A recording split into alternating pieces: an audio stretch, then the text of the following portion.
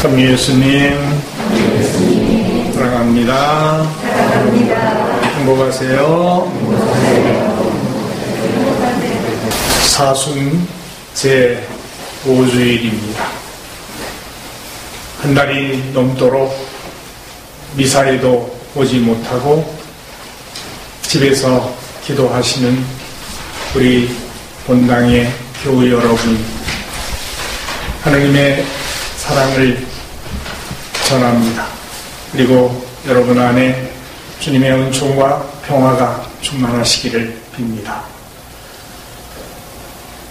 우리는 오늘 참 놀라운 말씀을 듣고 그 장면을 보았습니다.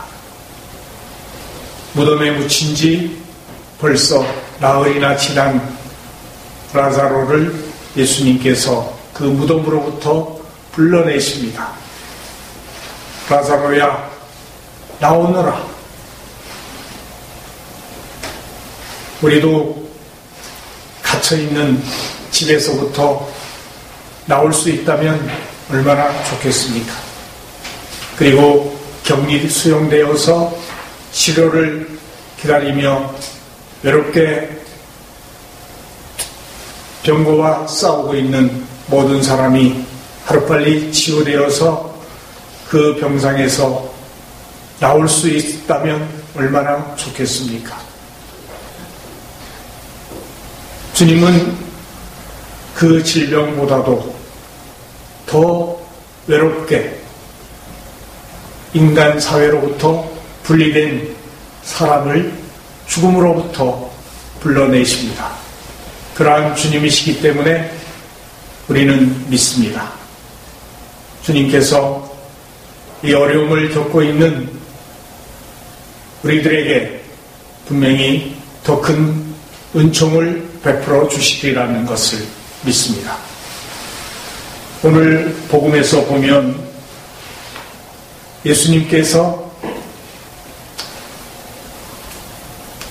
나사로가 아프다고 하는 소식을 듣고도 바로 그곳으로 쫓아가지 않았습니다. 그리고 다른 곳에서 더 지내시다가 가시게 됐죠. 그리고 빨리 와달라고 기별하는 그 사람들에게 예수님은 뭐라고 말씀하셨냐면, 그 병은 죽을 병이 아니라 오히려 하느님의 영광을 위한 것이다. 그 병으로 말미암아 하느님의 아들이 영광스럽게 될 것이다. 그런 말씀을 들려주십니다. 어쩌면 지금 우리들이 겪고 있는 코로나19라고 하는 이 환란이 우리를 멸망시키기 위한 것이 아니라 하느님께서 우리가 참으로 인간답게 하느님이 창조해 주신 목적대로 잘 살아갈 수 있도록 베풀어 주시는 구원과 사랑의 몸짓이 아닐까, 손짓이 아닐까, 그런 생각을 해보게 됩니다.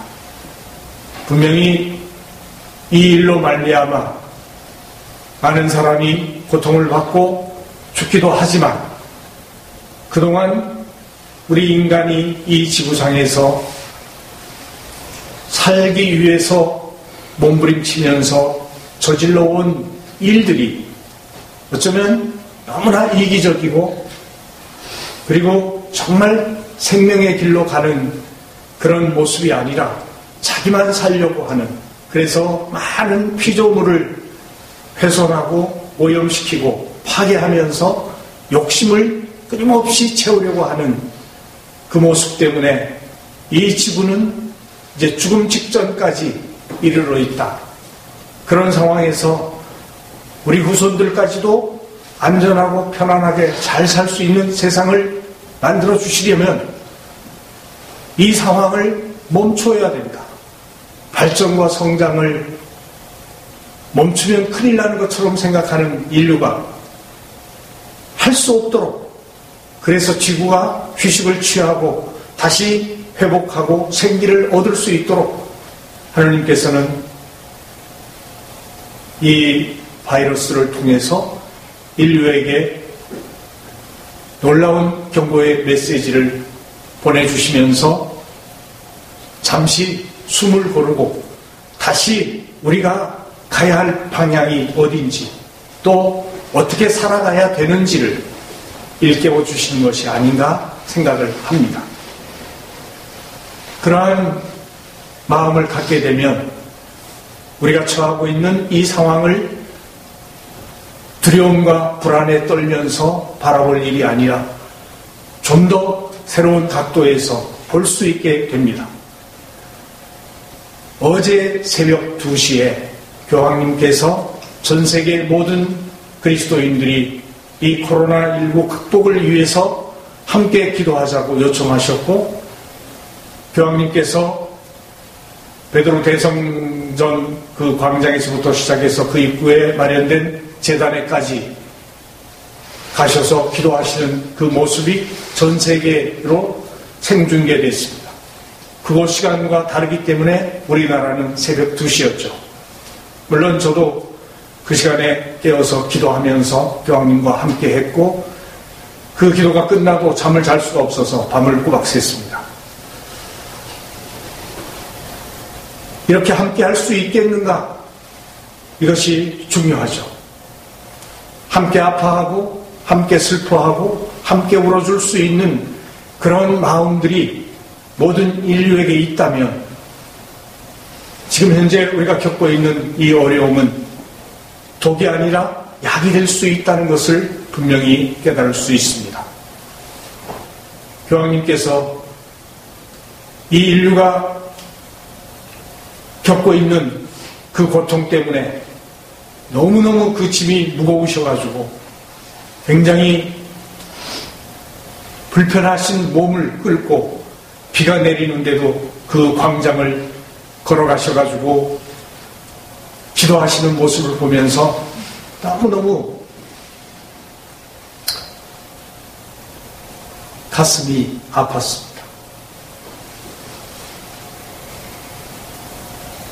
우리도 그런 마음을 가지고 있을까?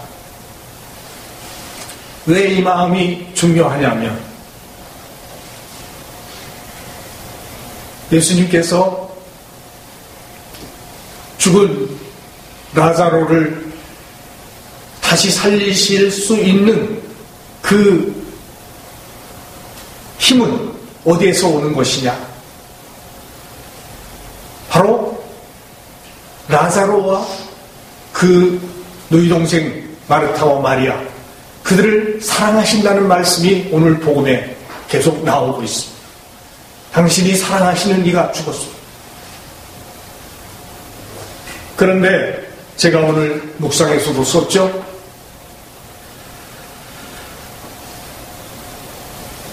죽음은 사람들로부터 분리시키 무덤에 갇히게 만들지만 사랑은 그것을 넘어설 수 있다는 것이죠. 예수님께서 무덤에 묻힌 지 나흘이나 된 라자로를 다시 살리실 수 있는 그것은 사랑하셨기 때문이다. 그 사랑의 표지가 뭐냐 하면 첫 번째로 예수님께서 보여주셨듯이 예수님도 라자로의 무덤 앞에서 눈물을 흘리셨습니다. 북받쳐 오르신다. 그리고 눈물을 흘리셨습니다. 그런 상황을 보면 예수님이 얼마나 라자로를 사랑했는지 우리는 알 수 있습니다. 사랑하는 사람의 아픔을 함께 하시며 그 슬픔을 나누신 것입니다. 누군가를 사랑한다는 것은 그 사람을 살리는 것이라고 했습니다. 캄캄한 죽음 속에 있던 라자로는 주님 사랑의 능력으로 다시 생명을 얻게 된 것입니다. 그리고 예수님께서 라자로를 사랑하셨다는 또 다른 표지는 사랑하는 그 라자로를 살리기 위해서 당신 스스로 죽음의 위험 속으로 들어가셨다는 것입니다. 이후에 벌어지는 상황을 복음에서 보면 알 수 있듯이 예수님은 그 유다로 가서 라자로를 살려내심으로 인해서 당신에게 죽음이 닥쳐옵니다. 유다인 지도자들과 율법학자들과 바리사이들은 라자로 때문에 사람들이 예수님께로 몰려드는 그 모습을 보고 도저히 참을 수가 없었어요. 자기들을 떠나서 전부 예수님에게로 가는, 그래서 하루빨리 제거해야 되겠다 하는 음모를 꾸미게 되는 것입니다.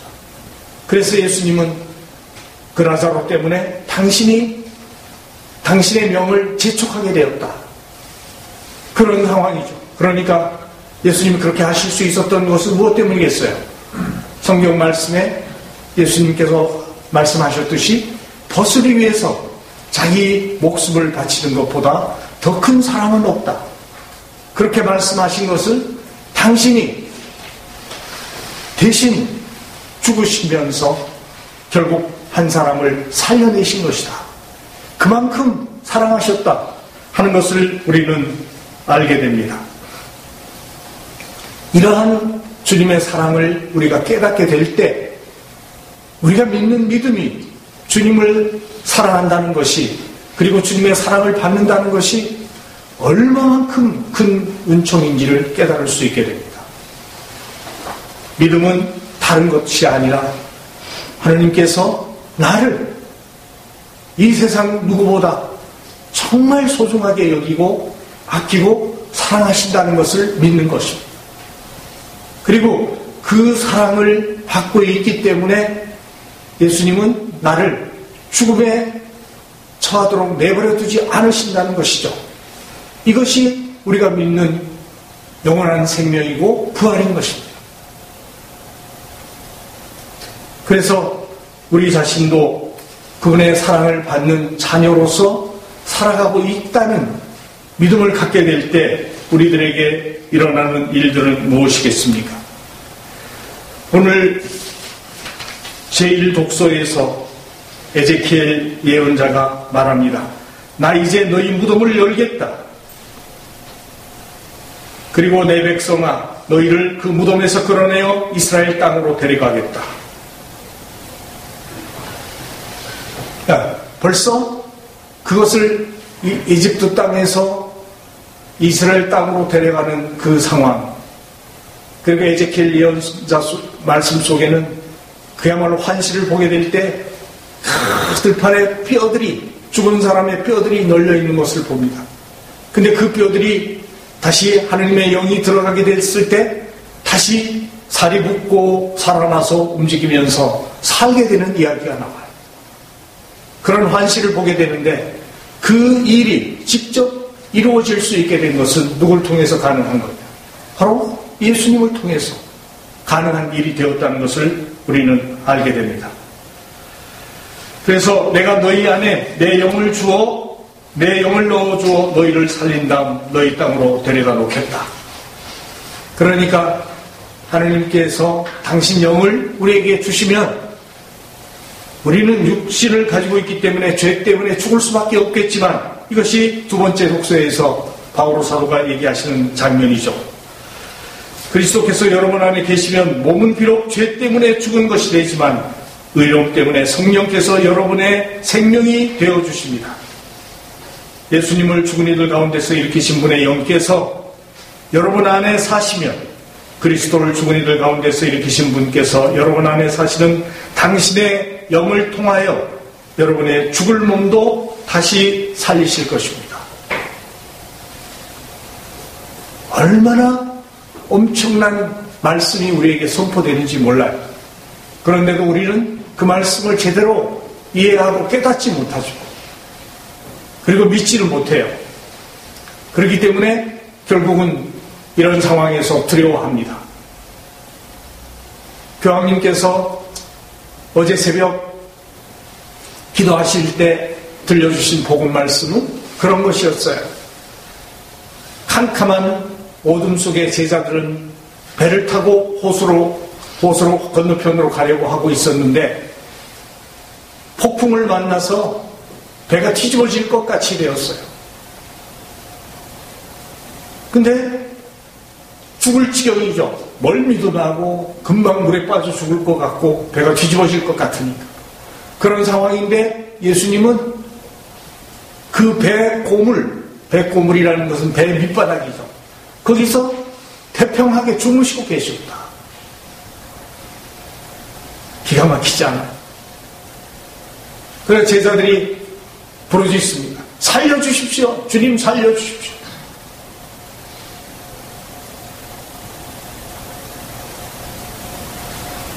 예수님께서 어떻게 하십니까? 두려워하지 마라. 배꼽을 밑바닥은 물이 차면 제일 먼저 물이 들어와서 채워지는 데가 배꼽물이에요. 바로 예수님이 제자들과 함께 탄 배에 어디에 계셨는가? 이것을 생각하면 지금 이 어려움 속에서 주님은 어디 계실까? 이 생각을 우리는 해보게 됩니다. 당신이 주무시고 계신다 하더라도 주무시는 것처럼 우리에게 응답이 없는 것처럼 보일지라도 제일 위험하고 어려운 제일 먼저 물이 들이차면 죽게 될 그 장소에 주님이 계시다. 이것을 우리가 알고 있다면 지금 주님께서 우리가 처한 상황 속에 어디에 계실까? 다시 생각해 보게 됩니다. 그렇다면 우리는 다시금 믿음을 회복해야 될 필요가 있습니다. 분명 인간에게 죽음은 사랑할 수 있는 기회의 영원한 박탈이고 동시에 사랑받을 수 있는 기회의 영원한 상실입니다. 그런데 예수님 덕분에 죽음이 새로운 의미를 지니게 되었습니다. 곧 죽지 않고서는 영원한 생명의 열매를 맺을 수 없으니 죽음이 그렇게 이제는 죽음이 우리 인생의 목표가 된 겁니다. 두려움의 대상이고 피해야 될 대상이 아니라는 거죠. 따라서 우리는 어떻게 잘 살기 위해서 죽는 것이고 또 잘 죽기 위해서 지금 잘 살아야 되겠다. 그런 결심을 하게 됩니다. 이렇게 삶과 죽음의 의미를 깨닫게 될 때 비로소 우리는 닥쳐오는 환난 앞에서도 두려움 없이 삶의 길을 찾을 수 있습니다.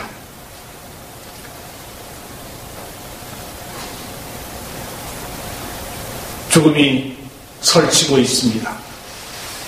죽음의 그림자가 온 무리를 뒤덮고 있습니다. 하지만 죽음의 어둠이 깃든 그곳에 빛이 비춰옵니다. 그것이 주님이 우리에게 주시는 부활의 기쁜 소식입니다. 죽은 나사로를 다시 살리셨듯이 주님께서도 죽음으로부터 부활하시고 당신의 그 생명을 우리에게 주십니다. 당신 영을 우리에게 주심으로 죽은 우리들, 죽어야 될 우리들도 다시 살려주심을 믿습니다.